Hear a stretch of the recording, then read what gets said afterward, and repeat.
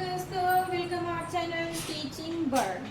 दोस्तों, आज आप लोग को पता है कि मैं अपने चैनल पे यूपीएलटी गेट 2025 का बायोलॉजी का पूरा सिलेबस कवर करा रहे हैं, जिसमें हम लोग यूनिट फर्स्ट कवर कर चुके हैं। उसका एमसीक्यू भी देख चुके हैं। जो लोग नहीं देखे हैं, हमारे चैनल पे वीडियो अवेलेबल है, जाके देख सकते हैं। ठीक है, सारा प्लेलिस्ट हम बना के उसमें डाल दिए हैं। दोस्तों, कल हम लोग देखे थे यूग्लिना का स्ट्रक्चर देखे थे, लाइफ साइकिल देखे थे। ठीक है, और आज हम लोग पढ़ने वाले हैं पैरामीशियम का स्ट्रक्चर देखेंगे, रिप्रोडक्शन देखेंगे, मतलब लाइफ साइकिल देखेंगे। ठीक है, कैसे रिप्रोड्यूस करता है। दोस्तों, आपके सिलेबस में दिया हुआ है कि पैरामीशियम के बारे में बताना था, यूग्लिना के बारे में बताना था और एंट अमीबा के बारे में बताना, जिसमें एंट अमीबा भी हम लोग कवर कर चुके हैं, यूग्लिना कवर कर चुके हैं। आज का टॉपिक है पैरामीशियम। ठीक है दोस्तों, अगर वीडियो पसंद आए तो लाइक शेयर और सब्सक्राइब कीजिए। चलिए देरी ना करते हम लोग वीडियो स्टार्ट करते हैं। ठीक है दोस्तों, आज हम लोग पढ़ेंगे पैरामीशियम दोस्तों, ये प्रोटोजोवन है एक प्रकार का। ठीक है, एक प्रकार का प्रोटोजोआ है जो मनुष्य के तलवे के समान होता है, मतलब एक स्लीपर लाइक स्ट्रक्चर। पैरामीशियम का स्ट्रक्चर कैसा होता है? स्लीपर लाइक स्ट्रक्चर होता है। ठीक है, मनुष्य के तलवे के समान होता है। ठीक है, और ये इसका कलर जो होता है हल्का भूरा, हाँ, इसका कलर हल्का भूरा होता है, जिसको नग्न आंखों से, पैरामीशियम की कुछ ऐसी स्पीसीज है जिसको नग्न आंखों से भी देखा जा सकता है, और कुछ स्पीसीज इतनी छोटी होती है जिसे सूक्ष्मदर्शी से देखने की आवश्यकता होती है।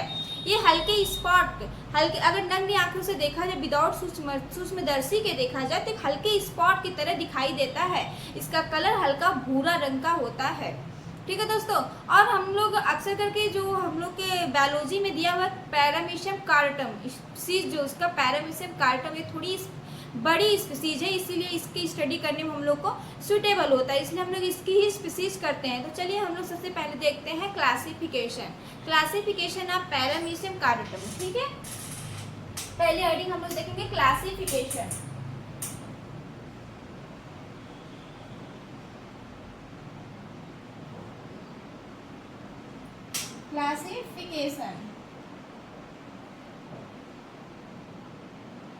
ठीक है, किंगडम प्रोटिस्टा, या यहां से लिखे फाइलम। किंगडम तो सबको पता है, इतना बार पढ़ा चुके तो रटा गया होगा। फाइलम प्रोटोजोआ,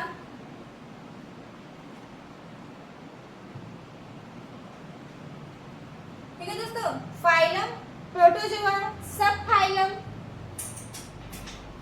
एक मिनट,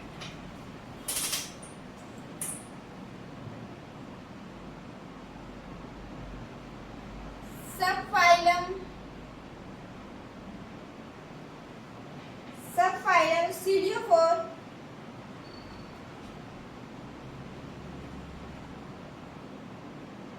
सब फाइलम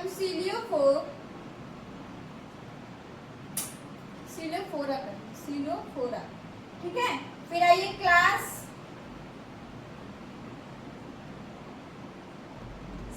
सीलियाटा,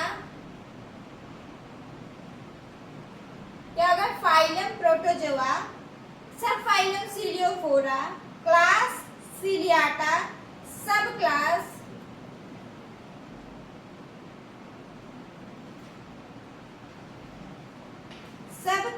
सब क्लास होलोट्राइका,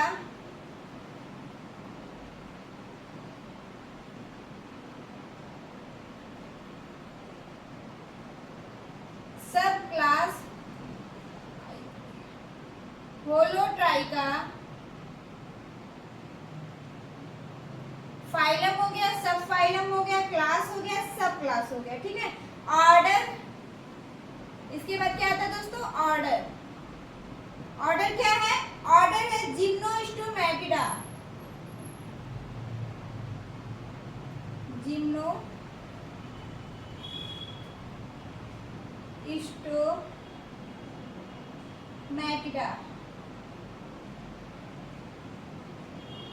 ऑर्डर जिम्नोस्टोमैटिडा। फिर इसके बाद क्या आएगा? Genus paramecium. जीनस क्या है? पैरामीशियम।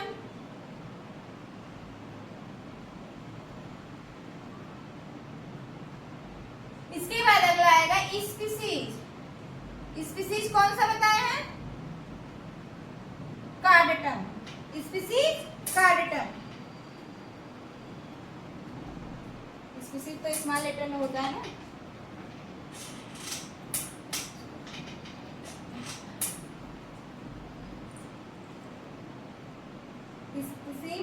स्पीसीज काउ कार्डेटम, ठीक है। ये रहा पैरामीशियम का classification. Phylum protozoa, sub phylum ciliophora, class ciliata, sub class holotricha, order gymnostomatida, genus paramecium, species caudatum. अभी अभी हम आप लोग को दोस्तों बताए हैं कि हम लोग को सबसे बड़ी स्पीसीज पैरामीशियम की सबसे बड़ी जो स्पीसीज होती है स्पीसीज कार्डेटम होती है, जो पढ़ने में आसानी होती है, इसीलिए हम लोग स्पीसीज कार्डेटम के बारे में स्टडी करेंगे, ठीक है। कल हम आप लोग को बताए थे कि यूग्लिना जो माइक्रोस्कोपिक होता है उसकी साइज जो होती है, उसकी लेंथ होती है 60 माइक्रोन के बराबर होती है। उससे दोस्तों कंपेयर करेंगे तो पैरामीशियम जो होता है 170 to 360 माइक्रोन, मतलब इसकी जो स्पीसीज होती है कार्डेटम की जो स्पीसीज होती है 160 से 340 तक के माइक्रोन के बराबर होती है, मतलब एज कंपेरिजन टू यूग्लिना बहुत बड़ी साइज होती है, ठीक है। और हम इसको नग्न आंखों से देख सकते हैं। कुछ स्पीसीज ऐसे होते हैं जो नग्न आंखों से नहीं दिखाई देते हैं, बहुत ही सूक्ष्म होते हैं, ठीक है। उनका साइज जो होता है 120 माइक्रोन के बराबर होता है, इसलिए हमें नग्न आंखों से नहीं देख सकते हैं, इसलिए उनको देखने के लिए हमें सूक्ष्मदर्शी की आवश्यकता होती है, ठीक है दोस्तों। चलिए क्लासिफिकेशन एक बार और बता देते हैं। फाइलम जो है protozoa, sub phylum ciliophora, class ciliata, sub class holotricha, order gymnostomatida, genus paramecium, species caudatum, ठीक है। ये रहा पैरामीशियम का क्लासिफिकेशन, ठीक है। अब अगला आपके सिलेबस में दिया गया है कि स्ट्रक्चर बताना है, पैरामीशियम का स्ट्रक्चर बताना है। तो चलिए डायग्राम हम पहले से बना के रखे हैं, जैसे आप लोग का टाइम का थोड़ा सेविंग हो सके, इसलिए हम डायग्राम पहले से ही ड्रा कर दिए हैं, ठीक है। आगे और भी डायग्राम जब हम लोग रिप्रोडक्शन पढ़ेंगे तो ऑलरेडी डायग्राम बनाना ही है, इसलिए टाइम सेविंग की वजह से डायग्राम पहले ही बना दिए हैं, ठीक है। तो आइए हम लोग अब देखेंगे पैरामीशियम का स्ट्रक्चर, ठीक है। नेक्स्ट हेडिंग क्या है? स्ट्रक्चर।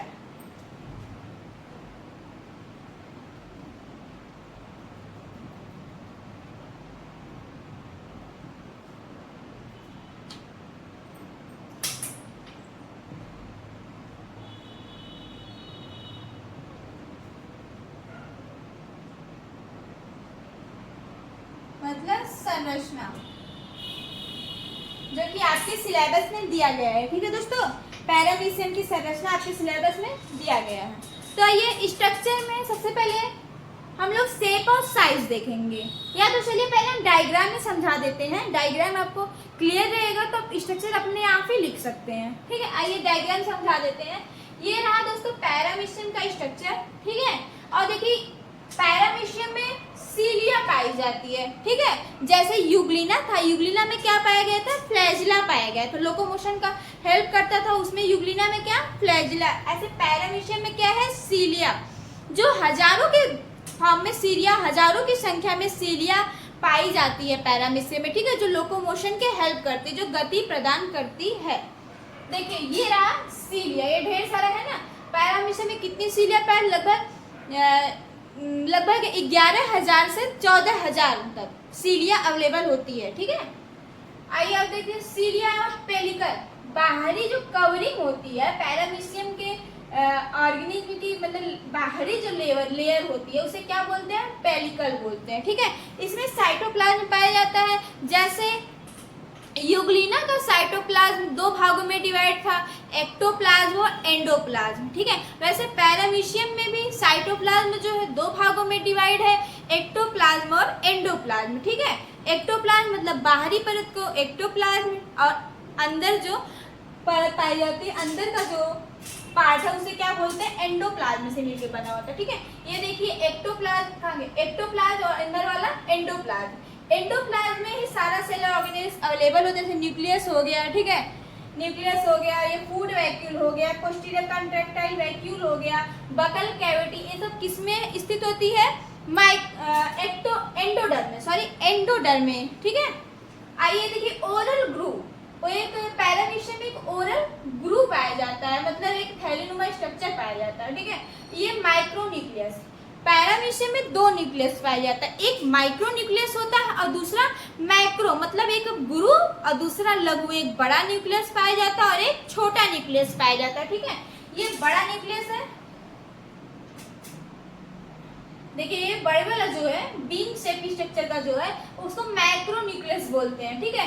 और जो छोटा स्फेरिकल शेप में है उसको माइक्रो न्यूक्लियस बोला जाता है, ठीक है। माइक्रो न्यूक्लियस जो होता है वो रिप्रोडक्शन के काम करता है, मतलब अभी आप लोग सोच रहे होंगे कि ये दो न्यूक्लियस का काम क्या होता है, ठीक है, फंक्शन क्या होता है। तो जो माइक्रो न्यूक्लियस का फंक्शन है, माइक्रो न्यूक्लियस क्या करता है, वो रिप्रोडक्शन में काम करता है, ठीक है। इसमें डीएनए आरएनए सब पाए जाते हैं, ठीक है, न्यूक्लिक एसिड पाया जाता है। और माइक्रो न्यूक्लियस क्या है, बड़ा वाला न्यूक्लियस का क्या फंक्शन है, मेटाबॉलिज्म, मतलब उपापचय के काम आता है, ठीक है। उपापचय की क्रियाओं को करने के लिए माइक्रो न्यूक्लियस का मतलब बड़े वाले न्यूक्लियस का उपयोग होता है, ठीक है।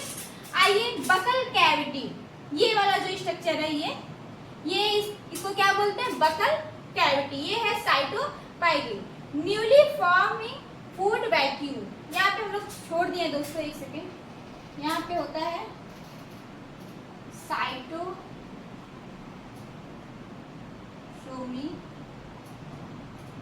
और इसकी जो नल होती है इसको बोलते हैं साइटोफैरिंग्स, ठीक है। आई थिंक क्लियर हो। देखिए ये हो गया बकल कैविटी, ये साइटोसोम। ये देखिए बकल कैविटी का जो मुंह होता है, ठीक है, माउथ का जो मुंह होता है उसको मुंह इसको क्या बोलते हैं, साइटोसोम बोलते हैं, ठीक है, साइटोसोम। और इसका जो गर्दन गला होता है उसको साइटोफेरिंग्स, ठीक है, क्या बोलते हैं, साइटोफेरिंग्स। और ये न्यूली फॉर्मिंग फूड वैक्यूल है, ठीक है, ये नया बना हुआ फूड वैक्यूल। ये सब जो है ये सब क्या है, पैरामीशियम में अवेलेबल फूड वैक्यूल है, ठीक है। आइए देखते हैं ये वाला जो पार्ट है पैरामीशियम का, ऊपर वाला पार्ट उसको क्या बोलते हैं, एंटीरियर पार्ट, ठीक है, और नीचे वाले पार्ट को पोस्टीरियर पार्ट। ऊपर वाले पार्ट को एंटीरियर पार्ट और नीचे वाले पार्ट को पोस्टीरियर पार्ट। तो पोस्टीरियर पार्ट में जो चीज अवेलेबल है, जैसे कंट्रैक्टाइल वैक्यूल, दोनों ऊपर और नीचे दोनों, देखिए स्टार लाइक स्ट्रक्चर है ना, उसको क्या बोलते हैं, कंट्रैक्टाइल वैक्यूल, ठीक है। कंट्रैक्टाइल वैक्यूल जो ऊपर पाया जाएगा उसको क्या बोलेंगे, एंटीरियर कंट्रैक्टाइल वैक्यूल। ऊपर वाले को क्या बोलेंगे, एंटीरियर कंट्रैक्टाइल वैक्यूल, और नीचे वाले को पोस्टीरियर कंट्रैक्टाइल वैक्यूल। ये जो है पोस्टीरियर कंट्रैक्टाइल वैक्यूल, ठीक है। ये ट्राइकोसिस्ट है, ये देखिए सीलिया है ना, सीलिया के नीचे ऐसे ऐसे छोटी छोटी cilia like structure, finger like structure presence है, उसको क्या बोलते हैं, ट्राइकोसिस्ट, ठीक है। ये रहा दोस्तों पूरा पैरामीशियम का स्ट्रक्चर। अब हम लोग एक एक करके जैसे शेप साइज क्या है, हैबिट एंड हैबिटाट क्या है, पहले स्ट्रक्चर नहीं देखेंगे, पहले हैबिट एंड हैबिटाट, ठीक है, हैबिट एंड हैबिटाट पहले देखेंगे, हैबिट एंड हैबिटाट।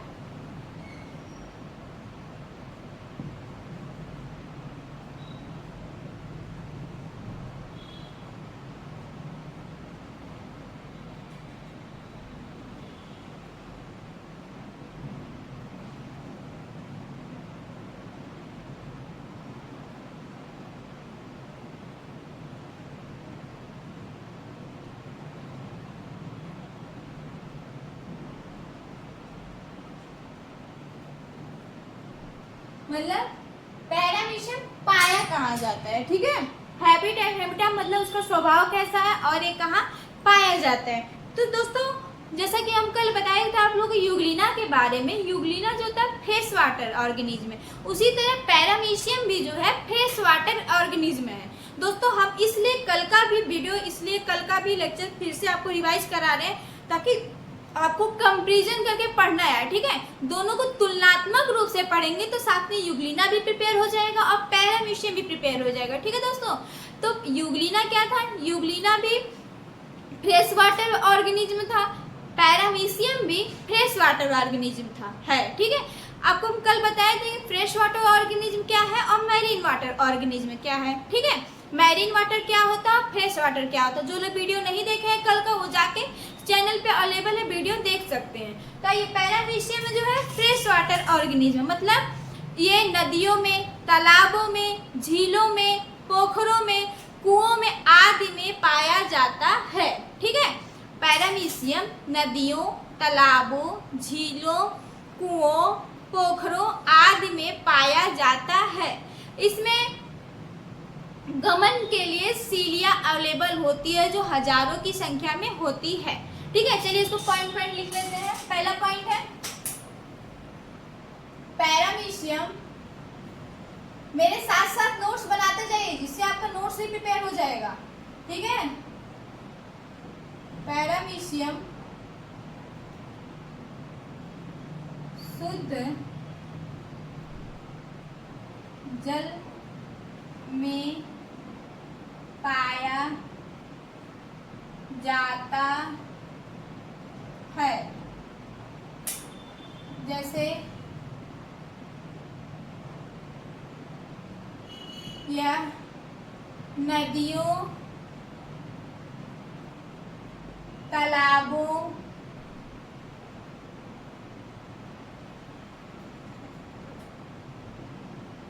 झीलों, पोखरों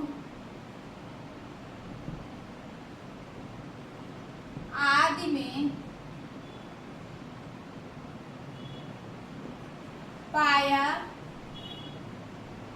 जाता है। ठीक है दोस्तों, पैरामीशियम जो होता है शुद्ध जल में, मतलब फ्रेश वाटर ऑर्गेनिज्म है। ये नदियों, झीलों, तालाबों, पोखरों आदि में पाया जाता है। ठीक है दोस्तों, अब हम लोग देखेंगे इसका स्ट्रक्चर। ठीक है, इसका स्ट्रक्चर कैसा है।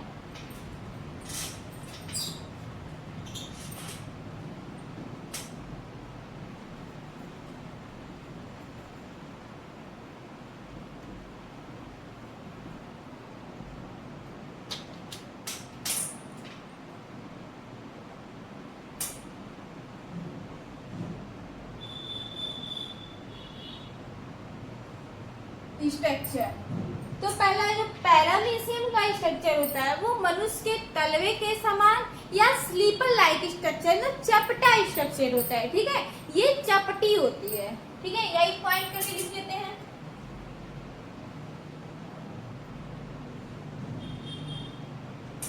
या हेडिंग डाल दीजिए पहले, शेप एंड साइज।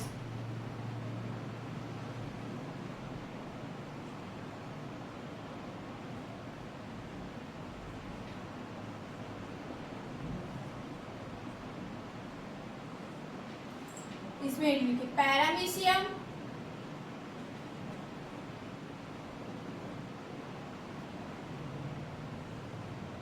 मनुष्य के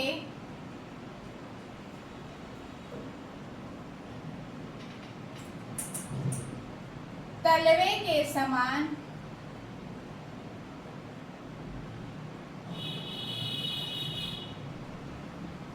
या स्लीपर के समान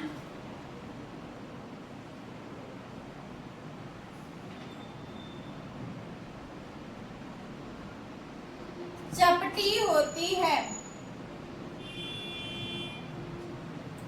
चपटी होती है। क्या बताया दोस्तों, पैरामीशियम जो होता है मनुष्य के तलवे के समान या स्लीपर के समान चपटी संरचना होती है। नेक्स्ट हेडिंग,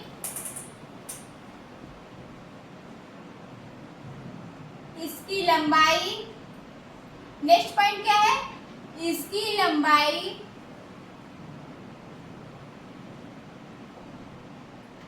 इसकी लंबाई कितनी है, अभी अभी बताया था आप लोग को ना। इसकी लंबाई 80 म्यू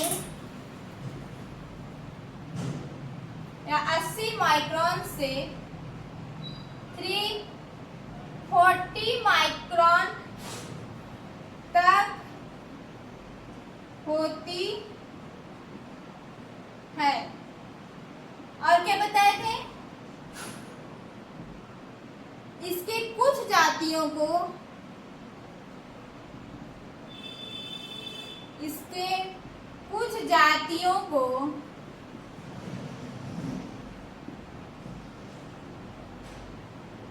नग्न आंखों से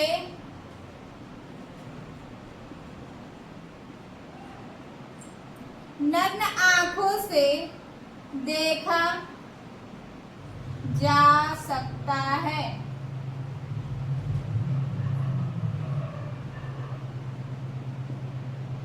पैरामीशियम मनुष्य के तलवे के समान तथा स्लीपर के समान चपटी संरचना होती है।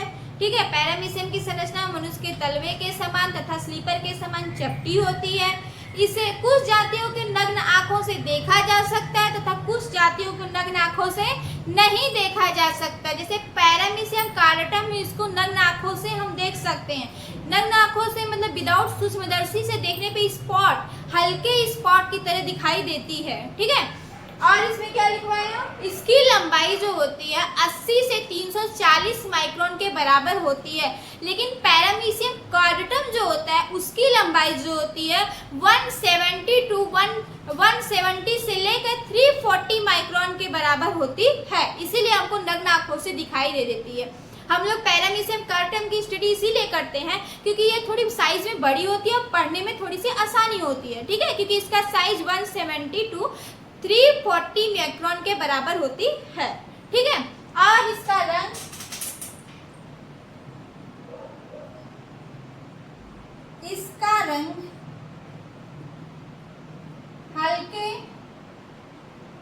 हल्का भूरा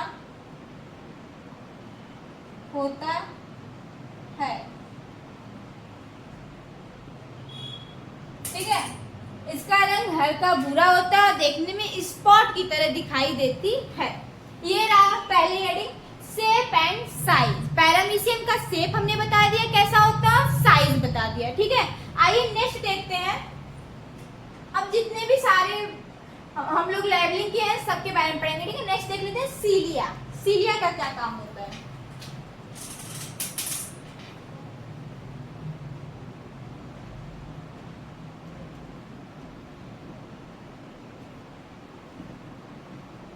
नेक्स्ट हेडिंग डालिए सीलिया।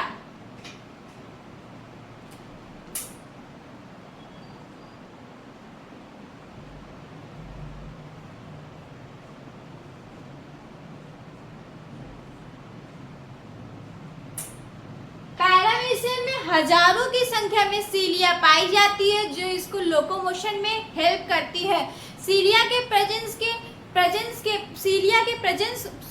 प्रेजेंस होने के कारण ही पैरामीशियम तेजी से गति करने में सक्षम होता है। चलिए लिख लेते हैं।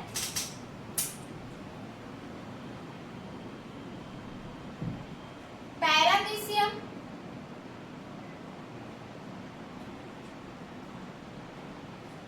में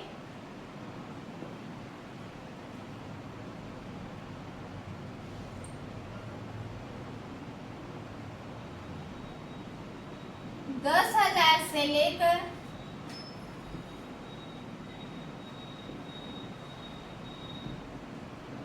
14,000 तक की संख्या में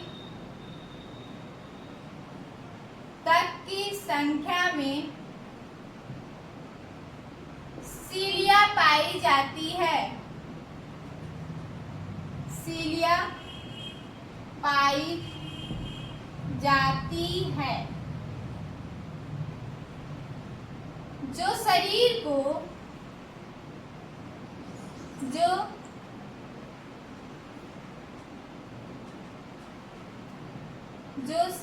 के चारों तरफ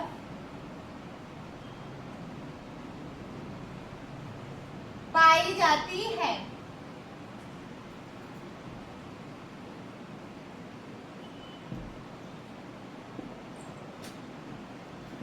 यह सीलिया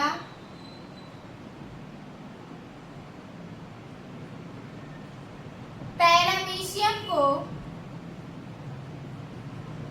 यह सीलिया पैरामीशियम को गति प्रदान करती है।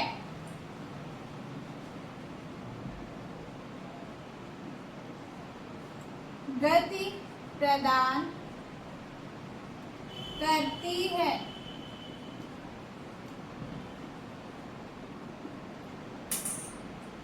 सीलिया की संख्या कितनी है पैरामीशियम में? 10,000 से लेकर 14,000 तक के बीच में, ठीक है। और यह सीलिया शरीर के चारों तरफ पाई जाती है, जो पैरामीशियम को सक्रिय गति प्रदान करती है। आइए हम लोग नेक्स्ट स्ट्रक्चर देखेंगे, पेलिकल।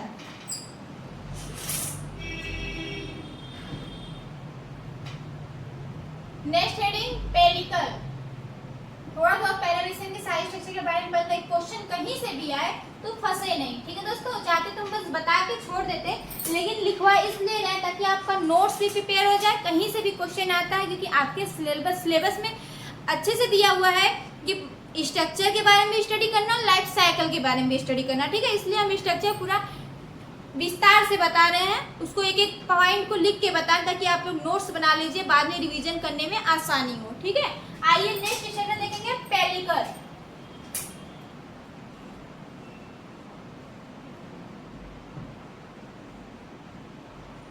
पेलिकल क्या होती है? पेलिकल एक फ्लेक्सिबल संरचना होती है, ठीक है। पेलिकल एक कवरिंग होती है जो पैरामीशियम को चारों तरफ से कवर करती है। यह पैरामीशियम को फ्लेक्सिबिलिटी प्रदान करती है, ठीक है, लचीला बनाती है। पैरामीशियम के शरीर को लचीला बनाती है, धागे सदिश संरचना होती है लेकिन सुदृढ़ होती है, ठीक है। आइए लिख लेते हैं,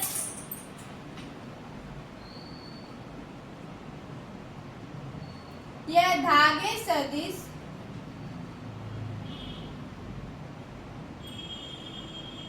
तथा सुदृढ़ संरचना होती है। यह धागे सदिश तथा सुदृढ़ संरचना होती है जो होती है क्या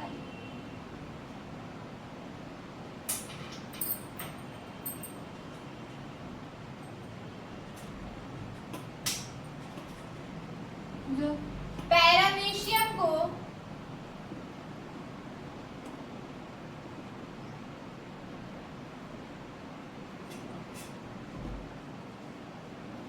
चारों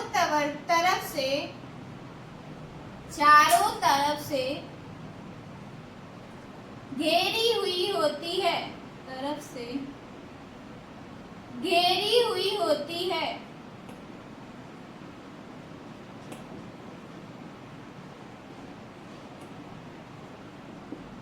यह धागे सदिश तथा सुदृढ़ संरचना होती है जो पैरामीशियम को चारों तरफ से घेरी हुई होती है। नेक्स्ट पॉइंट, यह पैरामीशियम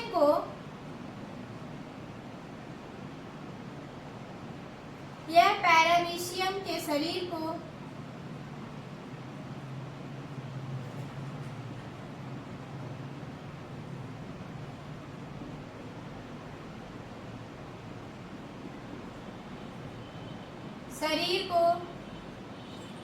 लचीला बनाती है, मतलब फ्लेक्सिबिलिटी प्रदान करती है, लचीला बनाती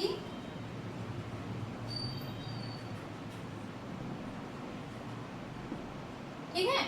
पेलिकल एक प्रकार की स्ट्रक्चर होती है जो पैरामीशियम को चारों तरफ से घेरी हुई होती है। यह पैरामीशियम को फ्लेक्सिबिलिटी प्रदान करती है जिससे पैरामीशियम आराम से गमन कर सकता है, ठीक है। आइए नेक्स्ट देख लेते हैं,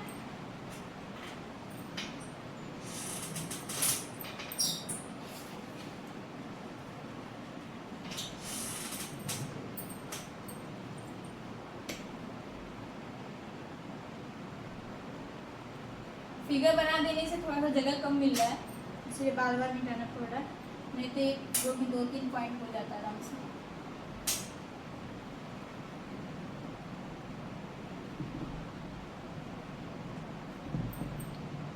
नेक्स्ट हेडिंग क्या है? सीलिया हो गया, पेलिकल हो गया, ये साइटोप्लाज्म देख लेते हैं, ठीक है। कोशिका द्रव, साइटोप्लाज्म।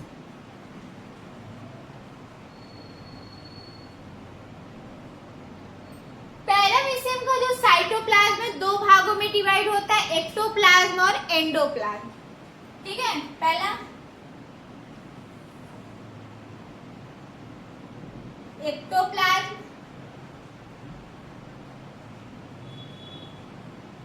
तथा एंडोप्लाज्म।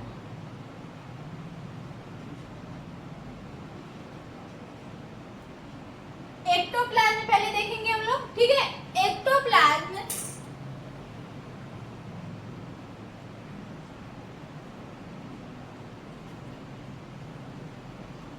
बाहरी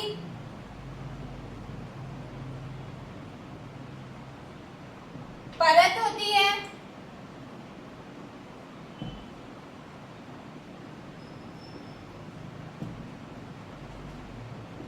ठीक है, एक्टोप्लाज्म बाहरी परत होती है जिसमें ट्राइकोसिस्ट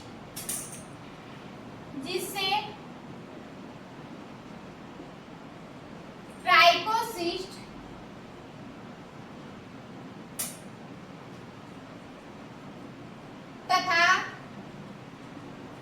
सीलिया निकलते हैं।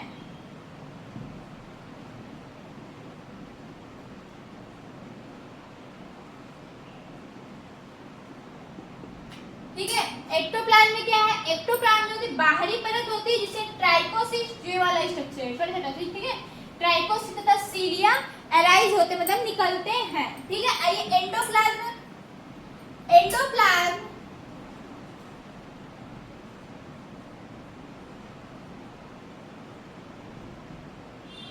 भीतरी परत होती है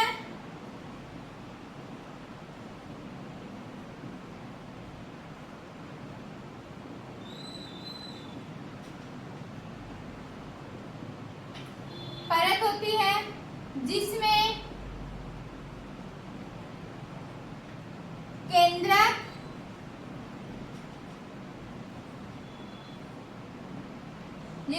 केंद्रक फूड वैक्यूल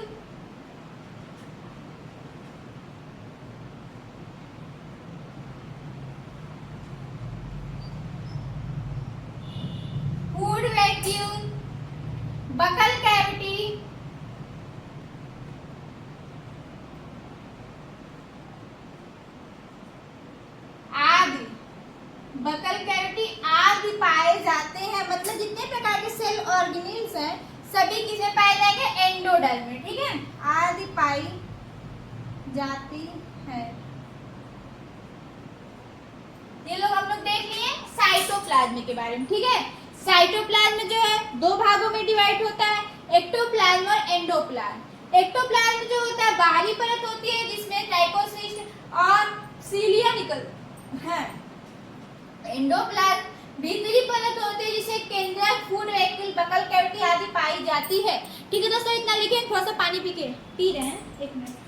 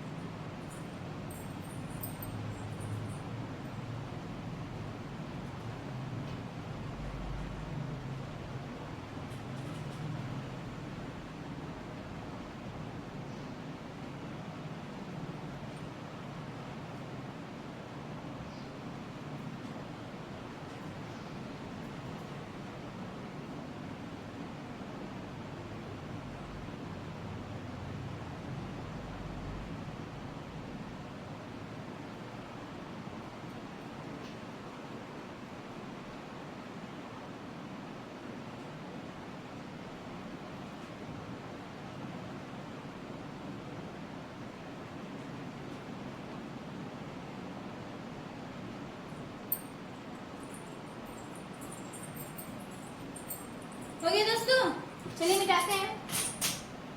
नेक्स्ट स्ट्रक्चर हम लोग देखेंगे साइटोप्लाज्म का, हम न्यूक्लियस देख लेते हैं। ठीक है, मेन स्ट्रक्चर बता देती हूँ, बाकी तो फिगर में समझा ही दिए हैं सब।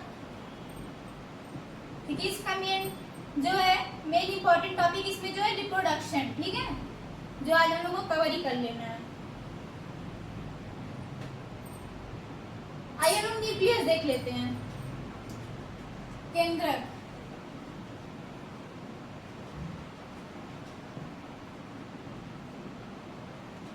अभी भी हम आप लोग को बताया है कि पैरामीशियम में दो केंद्रक पाया जाता है, ठीक है, एक माइक्रो एक मैक्रो। एक बड़ा केंद्रक होता है और एक छोटा केंद्रक होता है, ठीक है। देखिए ये वाला जो है, ये वाला जो बड़ा बीन से जो स्ट्रक्चर है वो बड़ा केंद्रक है और जो स्फेरिकल है वो छोटा केंद्रक है, ठीक है। आइए लिखते हैं पॉइंट 1, पैरामीशियम में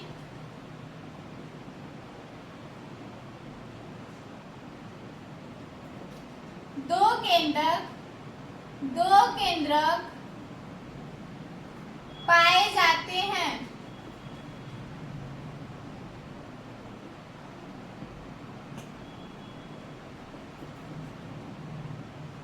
लघु केंद्रक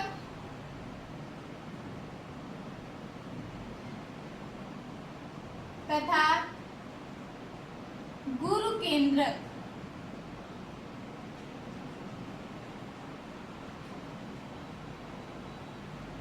पैरामीशियम में दो केंद्रक पाए जाते हैं, लघु तथा गुरु।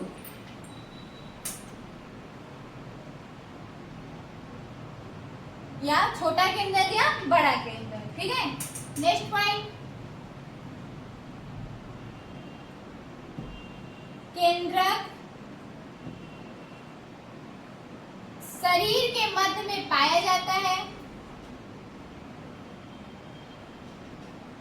मध्य में स्थित होता है।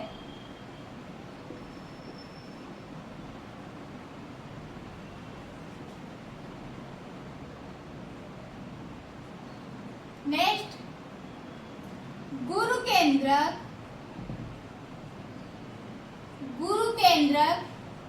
उपापचय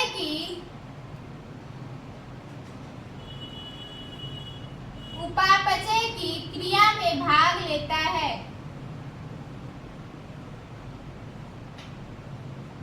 उपापचय की क्रिया में भाग लेता है।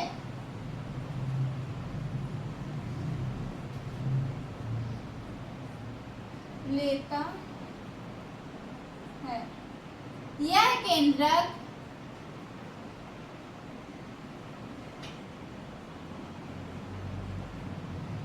प्रजनन की क्रिया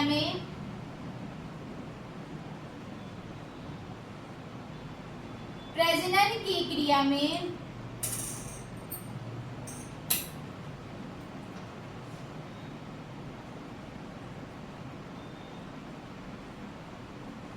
भाग नहीं लेता।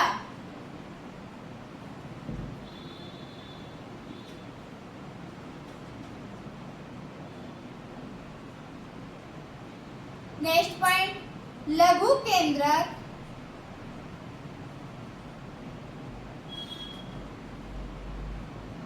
प्रजनन की क्रिया में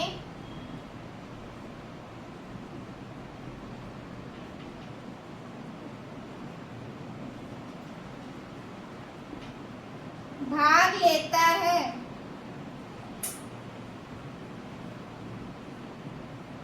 क्या बता दोस्तों, पैरामीशियम में दो केंद्रक पाया जाता है, लघु केंद्रक तथा गुरु केंद्रक, ठीक है। लघु केंद्रक जो होता है वो प्रजनन की क्रिया में भाग लेता है और गुरु केंद्रक जो होता है प्रजनन की क्रिया में भाग नहीं लेता है। और गुरु केंद्रक जो होता है किसमें भाग करता है, किसमें भाग लेता है, किसमें पार्टिसिपेट करता है, उपापचय की मतलब मेटाबॉलिज्म की प्रोसेस में पार्टिसिपेट करता है। ये रहा केंद्रक के बारे में, ठीक है दोस्तों। आई थिंक आप लोग राइट कर लिए होंगे। आइए नेक्स्ट हम लोग देख लेते हैं, नेक्स्ट स्ट्रक्चर हम बकल कैविटी देख लेते हैं, ठीक है।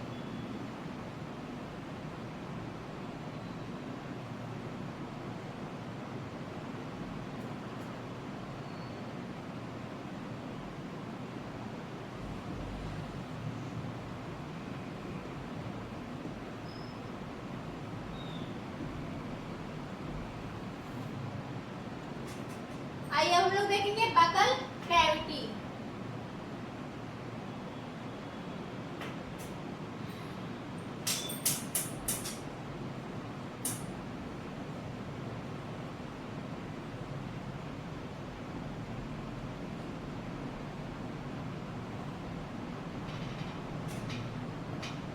पैरामीशियम में एक बड़ी थैलीनुमा संरचना होती है, ठीक है। एक पैरामीशियम में एक बड़ी थैलीनुमा संरचना हो जिसे क्या बोलते हैं, बकल कैविटी बोलते हैं, ठीक है। यहीं से फूड जो होता है इन करता है, पैरामीशियम की बॉडी में जो फूड होता है बकल कैविटी के थ्रू इन करता है, ठीक है। और फूड वैक्यूल में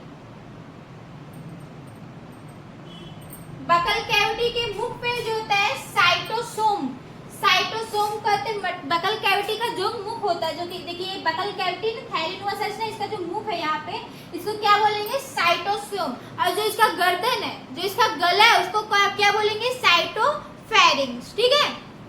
कोशाग्रसनी। आइए लिख लेते हैं बकल कैविटी। पॉइंट 1, पैरामीशियम में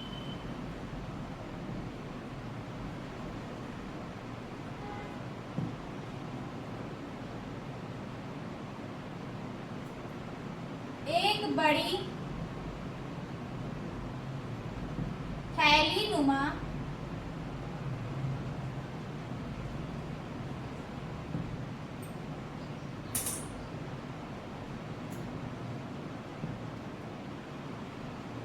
संरचना पाई जाती है जिसे बकल कैविटी या मुख हुआ करते हैं, संरचना पाई जाती है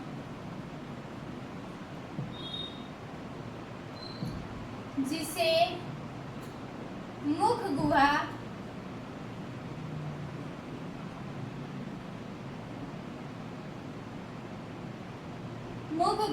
कहते हैं।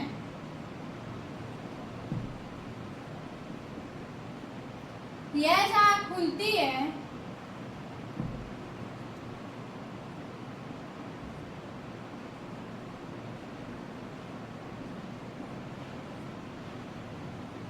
उसे साइटोस्टोम कहते हैं।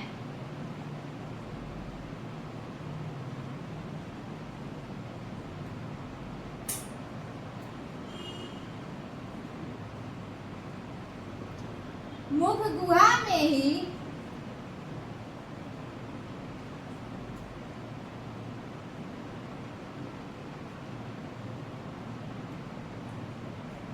गुहा में ही कोशाग्रसनी पाई जाती है।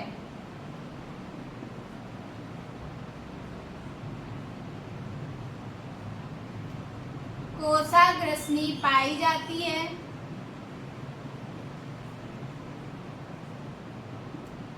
जो भोजन को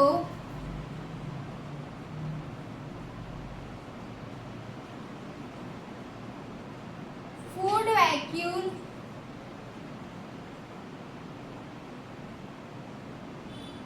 तक पहुंचाने का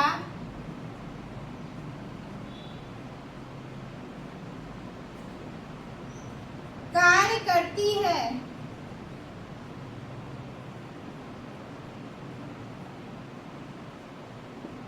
ये हो गया बकल कैविटी के बारे में। पैरामीशियम में एक बड़ी थैलीनुमा संरचना पाई जाती है जिसे मुख गुहा या बकल कैविटी बोलते हैं। यह जहाँ खुलती है उसे साइटोस्टोम बोलते हैं। देखिए ये जो मुख है ना, इसका खुलने का जो मुख है उसे क्या बोलते हैं, साइटोस्टोम बोलते हैं। मुख गुहा में एक कोशाग्रसनी, देखो साइटोफेरिंक्स है ना, ये जो नलीनुमा संरचना उसको क्या बोलते हैं, साइटोफेरिंक्स।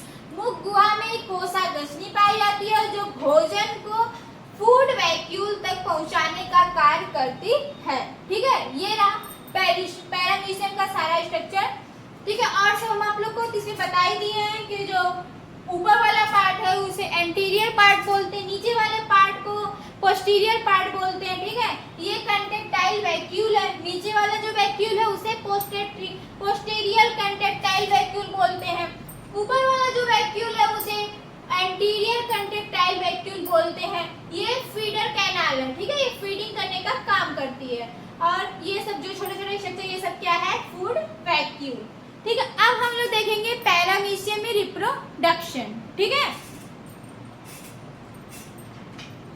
लिख लीजिए इसको, लिख लीजिए। हम इस स्ट्रक्चर को मिटाने वाले हैं, ठीक है। आपको स्ट्रक्चर ड्रा करना होगा तो स्ट्रक्चर भी ड्रा कर लीजिए। 1 मिनट दे रही हूँ, आप लोग जल्दी से करिए।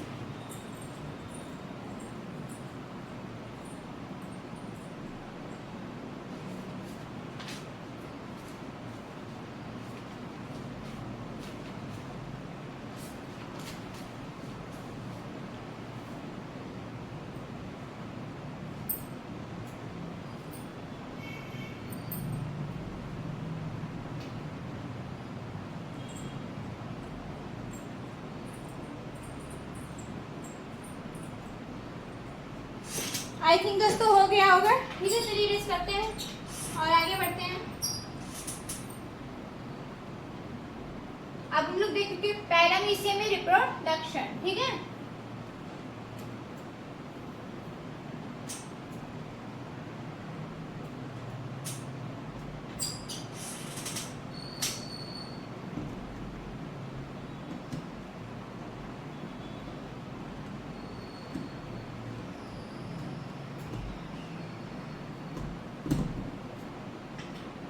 हेडिंग वाली रिप्रोडक्शन या जनन।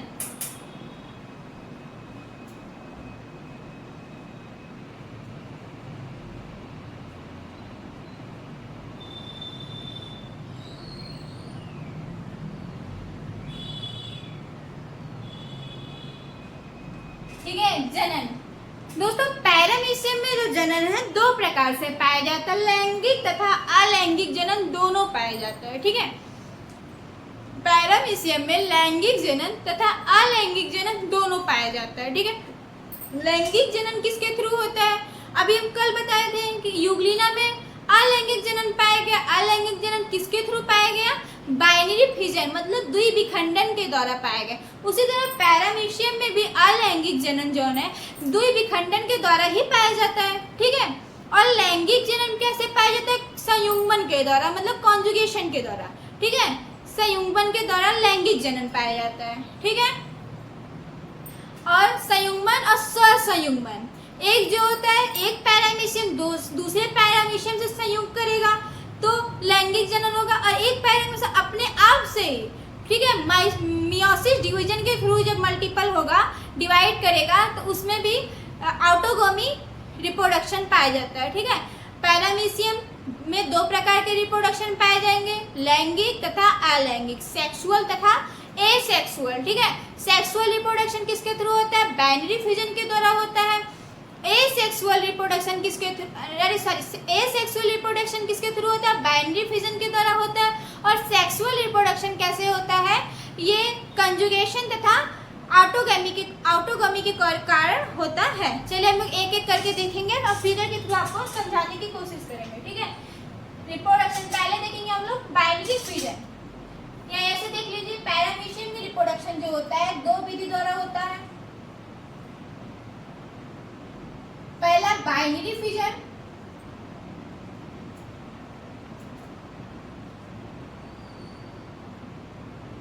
नहीं लिखिए पहले एसेक्सुअल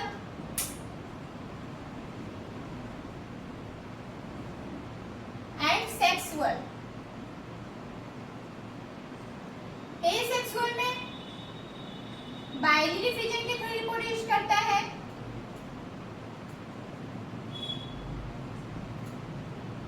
बाइनरी फ्यूजन के थ्रू रिप्रोड्यूस करता है। और सेक्सुअल में दो विधि द्वारा कंजुगेशन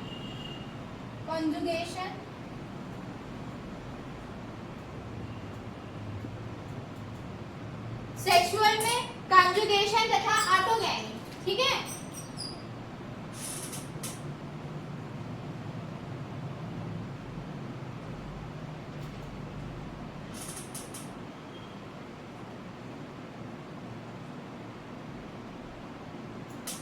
आई थिंक यहाँ से क्लियर हो जाए। देखिए पैरामीशियम में दो प्रकार का रिप्रोडक्शन पाया जाता है, सेक्सुअल तथा एसेक्सुअल। ठीक है, पहला एसेक्सुअल, दूसरा सेक्सुअल। एसेक्सुअल बाइनरी फ्यूजन के थ्रू होता है रिप्रोड्यूस, और सेक्सुअल में कंजुगेशन और ऑटोगैमी के थ्रू रिप्रोडक्शन होता है। दोस्तों कुछ स्पीसीज जो पैरामीशियम की है वो एसेक्सुअल के थ्रू जनन करती है, रिप्रोडक्शन करती है, और कुछ स्पीसीज में सेक्सुअल मेथड के थ्रू रिप्रोडक्शन होता है। चलिए एक एक करके देखेंगे। पहले हम लोग बाइनरी फ्यूजन देखेंगे। ठीक है,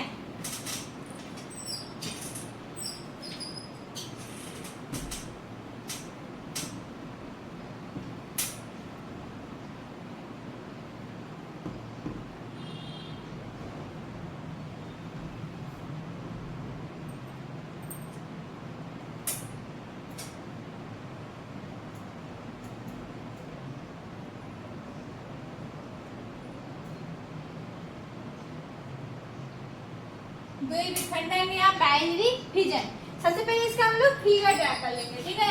सबसे पहले इसका हम लोग फिगर ड्रा करेंगे, छोटा छोटा देख लेते हैं यहाँ पे।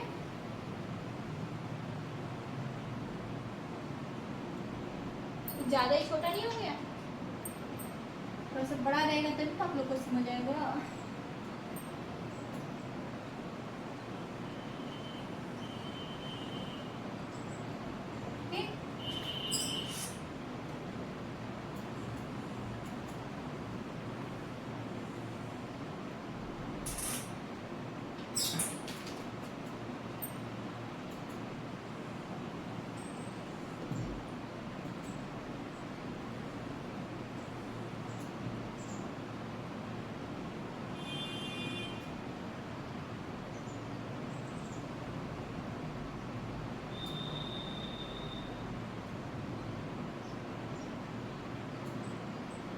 कोई फिगर भी इतना इजी फिगर होता है लेकिन बनाने में कितना हार्ड लग रहा है, ठीक।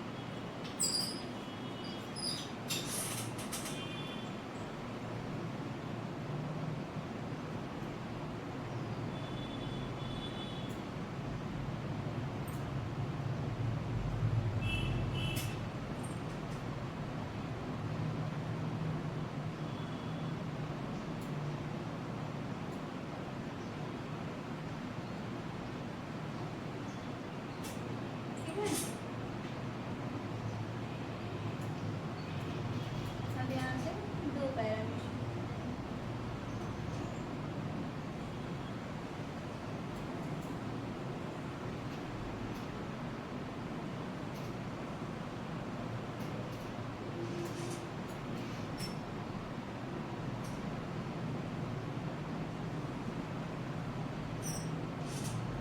ठीक है।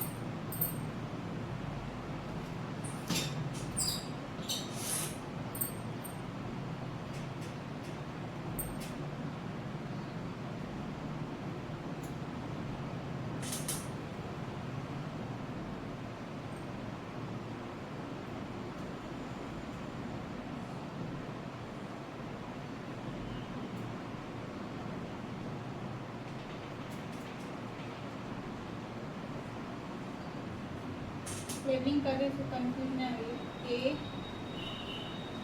बी सी डी ई, ठीक है।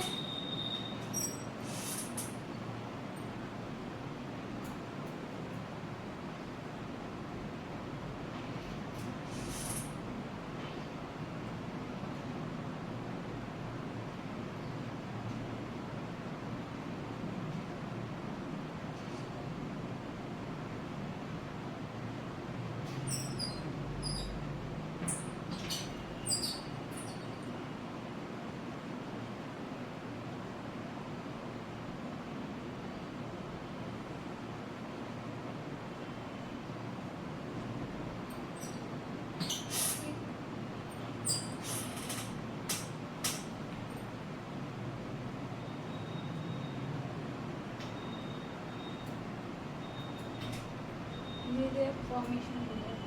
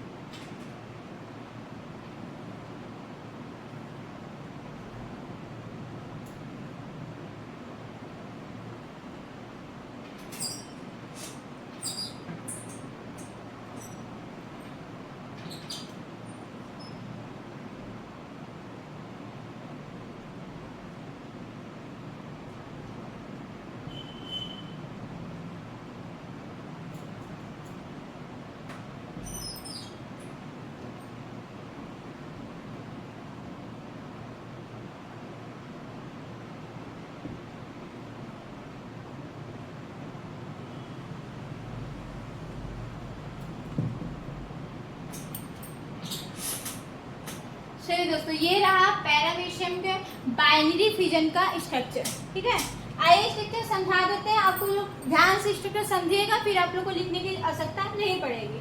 दोस्तों देखिए, जो पैरामीशियम में बाइनरी फिजन होता है वो क्षैतिज होता है। ठीक है, हम कल यूग्लिना पढ़ा रहे थे, यूग्लिना में बताया था, यूग्लिना में लॉन्गिट्यूड मतलब ऊर्ध्वाधर रिप्रोड्यूस कर रहा था। यूग्लिना में बाइनरी फिजन जो हो रहा था ऊर्ध्वाधर होता, मतलब ऐसे लॉन्गिट्यूडनल, एक यूग्लिना से 2 यूग्लिना बन रहा था। लेकिन पैरामीशियम जो है, पैरामीशियम में बाइनरी फिजन जो था क्षैतिज होता है। ऐसे ऐसे एक पैरामीशियम ऊपर बनेगा, एक पैरामीशियम नीचे बनेगा। ठीक है, पैरामीशियम में जो बाइनरी फिजन होता है वो क्षैतिज होता है। ठीक है, पहले क्या होता है, सबसे पहले जो माइक्रोन्यूक्लियस है, ठीक है, माइक्रोन्यूक्लियस लंबा होना मतलब इलोंगेट होना स्टार्ट हो जाता है। ठीक है, माइक्रोन्यूक्लियस में इलोंगेशन आता है, इलोंगेट होना स्टार्ट हो जाता है, और ओरल ग्रू जो होता है वो डिसअपीयर हो जाता है। क्यों डिसअपीयर होता है? क्योंकि पैरामीशियम को जब वो रिप्रोडक्शन करता है, रिप्रोडक्टिव फेज में आता है, तो पैरामीशियम को न्यूट्रिशन की आवश्यकता नहीं होती है, इसीलिए जो ओरल ग्रू है पैरामीशियम को वो डिसअपीयर होना स्टार्ट हो जाता है। ठीक है, और दोस्तों ये जो बाइनरी फिजन है पैरामीशियम के फेवरेबल कंडीशन में होता है, जब उसके अनुकूल स्थिति, पैरामीशियम के अनुकूल जब स्थिति होती है तब उसमें बाइनरी फिजन पाया जाता है। ठीक है, और जब पैरामीशियम के अनुकूल स्थिति नहीं होती है तब उसमें लैंगिक जनन पाया जाता है। ठीक है, मतलब संयुग्मन के थ्रू रिप्रोड्यूस करता है। ठीक है, तो आगे बताएंगे। अभी देखिए, जब उसमें अनुकूल स्थिति जब पाई जाती है, जब मतलब पानी अवेलेबल होता है और स्थिति मतलब जो इन्वायरमेंट है उसके अनुसार होता है, तो वह बाइनरी फिजन करता है। ठीक है, बाइनरी फिजन दिन में 2 से 3 बार होता है। हाँ, 2 से 3 बार पैरामीशियम दिन में बाइनरी फिजन कंप्लीट कर लेता है, और एक बाइनरी फिजन मतलब एक बार बाइनरी फिजन के थ्रू रिप्रोड्यूस होने में 30 मिनट का समय लगता है। ठीक है, आइए सबसे पहले जो माइक्रोन्यूक्लियस है वो इलोंगेट होना स्टार्ट होता है, और ओरल ग्रू जो होता है धीरे धीरे डिसअपीयर हो जाता है। फिर माइक्रोन्यूक्लियस भी इलोंगेट होता है, और माइक्रोन्यूक्लियस एकदम इलोंगेट हो जाता है, उसमें न्यूक्लियोप्लाज्म जो होता है 2 भागों में धीरे धीरे डिवाइड हो जाता है, और बीच में एक फरो मतलब एक दीवार स्ट्रक्चर बनता है, फरो बनता है, जिससे पैरामीशियम का जब बॉडी है वो 2 पार्ट में डिवाइड हो जाती है। ठीक है, और फिर धीरे धीरे इसमें जो ओरल ग्रू डिसअपीयर हुआ था धीरे धीरे अपीयर होना मतलब दिखाई देना स्टार्ट हो जाती है। फिर इसके बाद 2 डाटर पैरामीशियम बन के तैयार हो जाता है, जिसमें वेल डेवलप्ड न्यूक्लियस होता है, माइक्रोन्यूक्लियस भी होता है, ओरल ग्रू होता है। ये रहा पैरामीशियम का बाइनरी फिजन। ठीक है, उसके बारे में थोड़ा सा 2-4 पॉइंट लिख दे रही हूँ। ठीक है,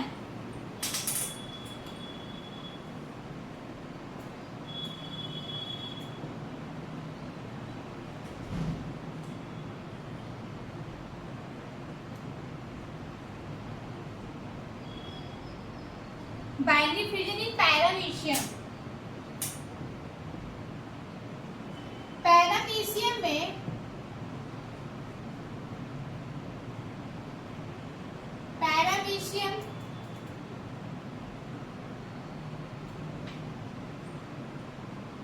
द्विविखंडन द्वारा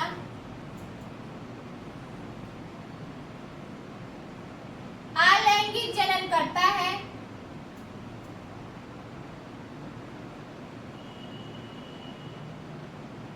अलैंगिक जनन करता है।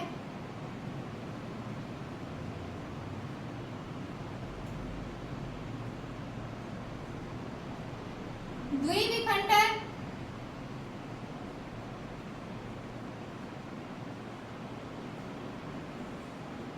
अनुकूल परिस्थितियों में होता है।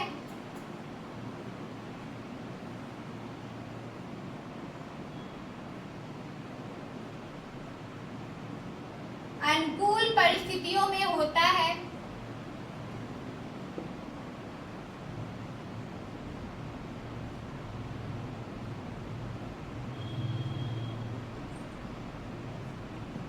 द्विविखंडन क्षैतिज होता है, मतलब ट्रांसवर्स। ठीक है, ऐसे ऐसे द्विविखंडन क्षैतिज रूप से होता है या क्षैतिज होता है। क्षैतिज रूप से होता है।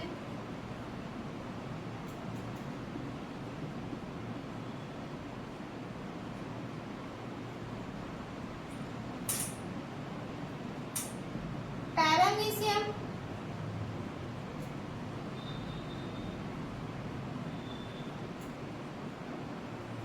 एक दिन में 2 से 3 बार, एक दिन में 2 से 3 बार द्विविखंडन विधि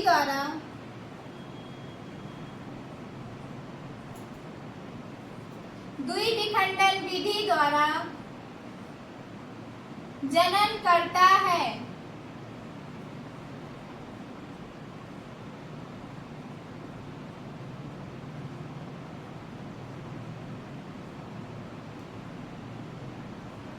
इसके लिए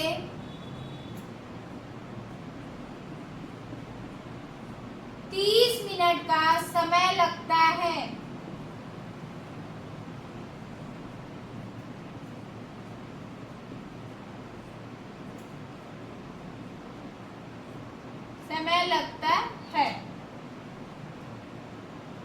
द्विविखंडन में सबसे पहले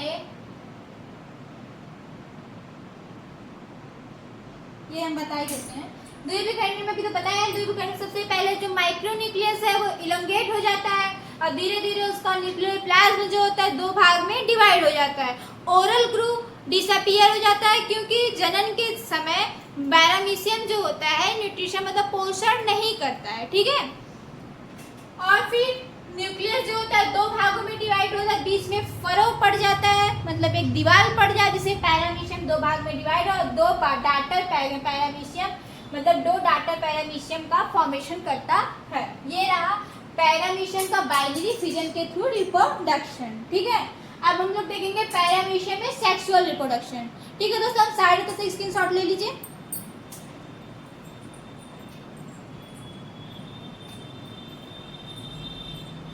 टाइम से ज्यादा हो गया है।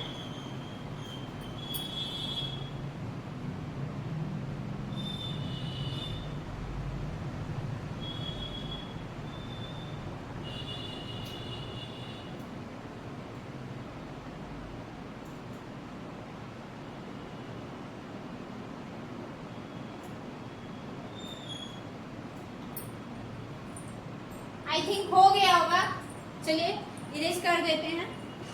अब हम लोग देखेंगे अरे चीज और दोस्तों, ये जो द्विविखंडन होता है पैरामीशियम में माइटोसिस प्रोसेस के थ्रू होता है, ठीक है। ये ध्यान रखिएगा माइटोसिस के थ्रू द्विविखंडन होता है। आइए नेक्स्ट देखेंगे कंजुगेशन।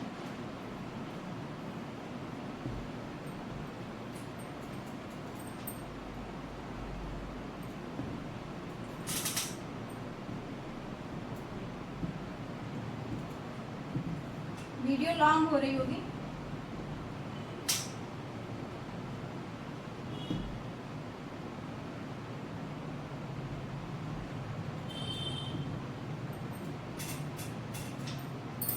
नेक्स्ट है कंजुगेशन।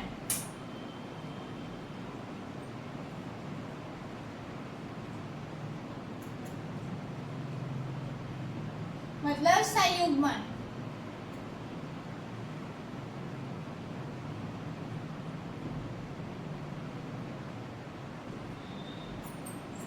सबसे पहले इसका फिगर ड्रा करेंगे।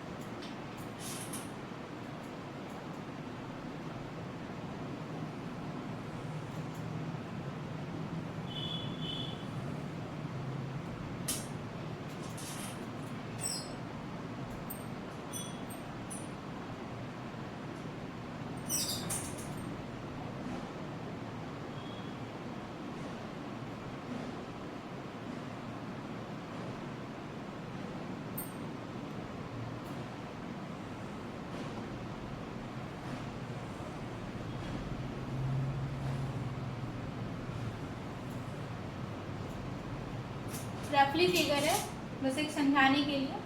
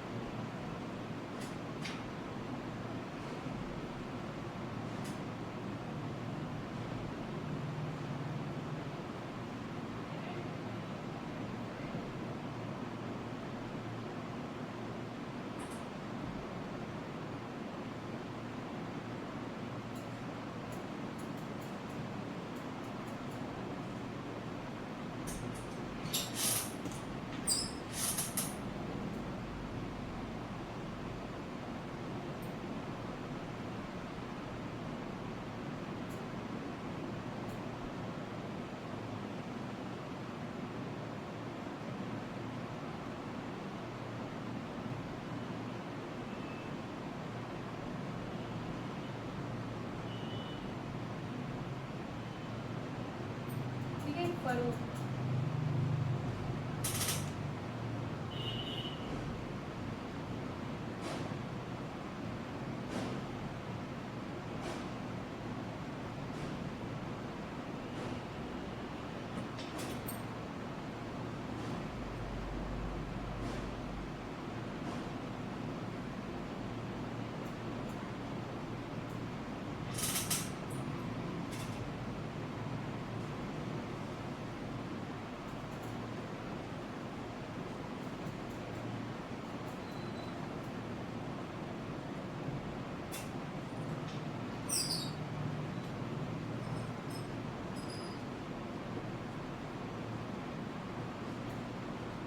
माइक्रोन्यूक्लियस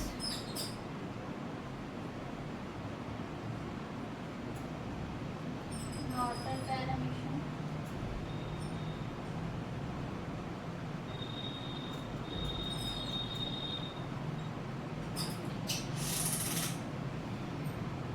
ठीक है। ये रहा दोस्तों कॉन्जुगेशन मतलब संयुग्मन का फिगर, ठीक है। रफली बनाए हैं बस समझाने के लिए। देखिए जैसे हम बताए अभी बाइनरी फिजन में क्या है वो 36 डिवाइड हो रहा है, लेकिन कॉन्जुगेशन में क्या है वो ऊर्ध्वाधर डिवाइड हो रहा है। बाइनरी फिजन में 36, कॉन्जुगेशन में ऊर्ध्वाधर, ठीक है। ये ऊर्ध्वाधर मतलब इसमें 2 पैरामीशियम की आवश्यकता होती है, ठीक है। जब फेवरेबल कंडीशन नहीं होती है तब क्या करते हैं 2 पैरामीशियम आपस में आके चिपक जाते हैं, ठीक है। कॉन्जुगेशन मतलब संयुग्मन करते हैं। जब इनके अनुसार परिस्थिति नहीं होती मतलब इनके अनुकूल परिस्थिति नहीं होती है तो 2 पैरामीशियम आपस में आके चिपक जाते हैं, ठीक है। फिर इसमें माइटोसिस होता है, मियोसिस नहीं होता। माइटोसिस के थ्रू 4 डाटर सेल का फॉर्मेशन होता है, ठीक है। जब आपको सेल वाला टॉपिक पढ़ाएंगे, सेल वाला चैप्टर, तो उसमें बताएंगे सेल डिवीजन में मियोसिस सेल डिवीजन क्या होता है, माइटोसिस क्या होता है। बस रफली इतना समझ लीजिए कि मियोसिस में 2n बनता है और माइटोसिस में 4 बनता है, मतलब 4 डाटर न्यूक्लियाई का फॉर्मेशन होता है।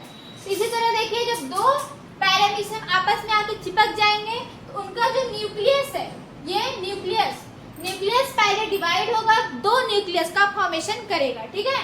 फिर न्यूक्लियस में न्यूक्लियोप्लाज्म जो आपस में मतलब पैरामीशियम ए का न्यूक्लियस पैरामीशियम बी के न्यूक्लियस में ट्रांसफर मतलब मिल जाएगा, ठीक है। न्यूक्लियोप्लाज्म देखिए यहाँ पे एरो करके आपको समझाए हैं कि जो पैरामीशियम वाले जिसको 1 मान लीजिए, ये 2 मान लीजिए, ठीक है। पैरामीशियम 1 का जो न्यूक्लियोप्लाज्म है पैरामीशियम 2 के न्यूक्लियोप्लाज्म से कंजुगेट कर जाएगा मतलब मिल जाएगा, ठीक है। मतलब इसका न्यूक्लियोप्लाज्म उसमें चला जाएगा तो उसमें दोनों में समान लक्षण आ जाएंगे, ठीक। फिर क्या होगा धीरे धीरे दोनों का न्यूक्लियस वेल डेवलप हो जाएगा। इसके बीच में और भी एक फिगर है, धीरे धीरे दोनों का न्यूक्लियस वेल डेवलप होगा और उसके बीच में फरो बन जाएगा, ठीक है। फरो होगा, फिर ये अपना न्यूक्लियस लेके ऊपर सेपरेट हो जाएगा, ये अपना न्यूक्लियस लेके अलग सेपरेट हो जाएगा, ठीक है। और आपको पहले ही बता चुके हैं कि माइटोसिस डिवीजन होता है, माइटोसिस में 4 टार्टर न्यूक्लियाई का फॉर्मेशन होता है। तो फिर यहाँ पे फरो डेवलप होने के बाद, ये थोड़ा नीचे करिए, यहाँ पे फरो डेवलप हो जाएगा। फिर दोनों एक पैरामीशियम में दो पार्ट में डिवाइड होगा तो 4 डाटर पैरामीशियम का फॉर्मेशन हो जाएगा, ठीक है। ये रहा पैरामीशियम में संयुग्मन के थ्रू रिप्रोडक्शन मतलब कॉन्जुगेशन विधि, ठीक है। इसमें क्या होता है, जब फेवरेबल कंडीशन नहीं होती है, जब परिस्थिति अपने अनुकूल नहीं होती है, तो पैरामीशियम जो होता है कॉन्जुगेशन के थ्रू रिप्रोडक्शन करता है, ठीक है। कंजुगेशन में क्या होता है, रिप्रोडक्शन जो होता है ऊर्ध्वाधर होता है, मतलब ऊर्ध्वाधर ऊपर से नीचे, मतलब ऐसे खड़ी लाइन जैसे ये है ना, ऊर्ध्वाधर हो गया और ये क्षैतिज, खड़ा रहेगा तो ऊर्ध्वाधर और ऐसे मतलब लेटा रहेगा तो क्षैतिज। इसमें कंफ्यूज मत होइएगा। पैरामीशियम जो है इसमें ऊर्ध्वाधर रिप्रोड्यूस करता है, 2 पैरामीशियम आके आपस में चिपक जाते हैं, आपस में मिलते हैं, तो उसका सबसे पहले न्यूक्लियस जो है डिवाइड करना स्टार्ट कर देता है माइटोसिस प्रोसेस के थ्रू। न्यूक्लियोप्लाज्म पहले पैरामीशियम से दूसरे पैरामीशियम में ट्रांसफर हो जाता है। फिर क्या होता है, बीच में फरो डेवलप होता है। फरो डेवलप होने के बाद 4 डाटर पैरामीशियम का फॉर्मेशन होता है। ये रहा पैरामीशियम में कंजुगेशन मेथड, ठीक है। आइए 2-4 पॉइंट लिख भी लेते हैं। जब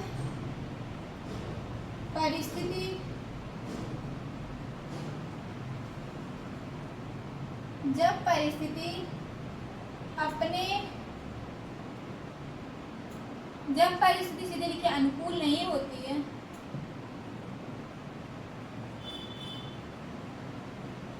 अनुकूल नहीं होती है,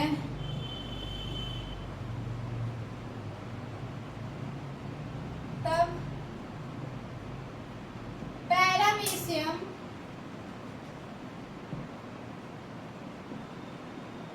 संयुग्मन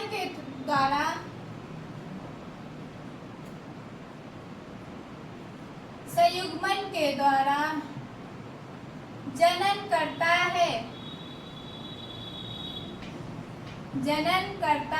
है। यह जनन ऊर्ध्वाधर होता है।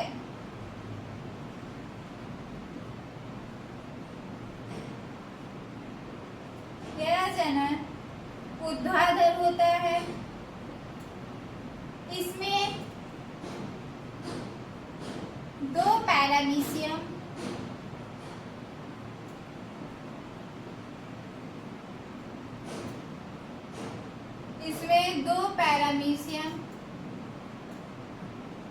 आपस में आकर मिल जाते हैं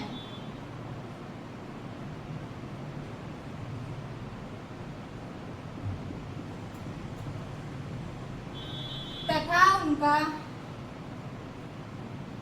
आई थिंक इन खत्म हो गई है, चलिए अभी काम चला लीजिए, अभी खत्म ही होने वाला है। तथा उनका न्यूक्लियोप्लास्ट मतलब उनका केंद्रक द्रव्य तथा कोशिका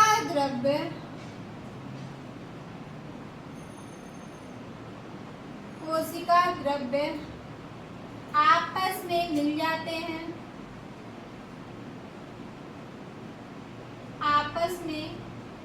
जाते हैं,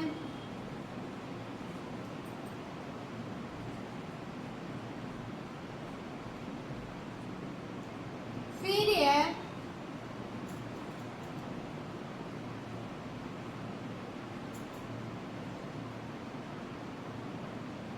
माइटोटिक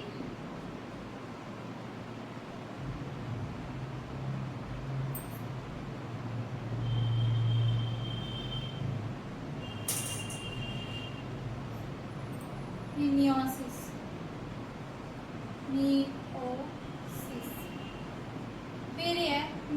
मियोसिस कोशिका विभाजन के द्वारा, कोशिका विभाजन के द्वारा 4 पुत्री पैरामीशियम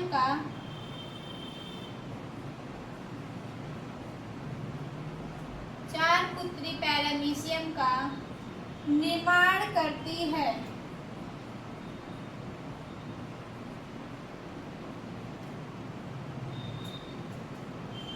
ठीक है दोस्तों, ये रहा पैरामीशियम में कंजुगेशन। इसमें क्या है, पहली पॉइंट, जब परिस्थिति अनुकूल नहीं होती है तब पैरामीशियम संयुग्मन के द्वारा जनन करता है। यह जनन ऊर्ध्वाधर होता है। इसमें दो पैरामीशियम आपस में आकर मिल जाते हैं तथा उनका केंद्रक द्रव तथा कोशिका द्रव आपस में मिल जाता है, जिसके फिर यह मियोसिस कोशिका विभाजन के द्वारा 4 पुत्री पैरामीशियम का निर्माण करती है। ये रहा पैरामीशियम में कंजुगेशन विधि। एक और बचा है ऑटोगमी, ठीक है, स्वयं संयुग्मन। ठीक है, सहसंयुग्मन में क्या होता है, दो पैरामीशियम आपस में नहीं मिलते हैं, ठीक है, तो सेम बाइनरी फिजन के द्वारा, इसलिए उसको नहीं लिखवाएंगे।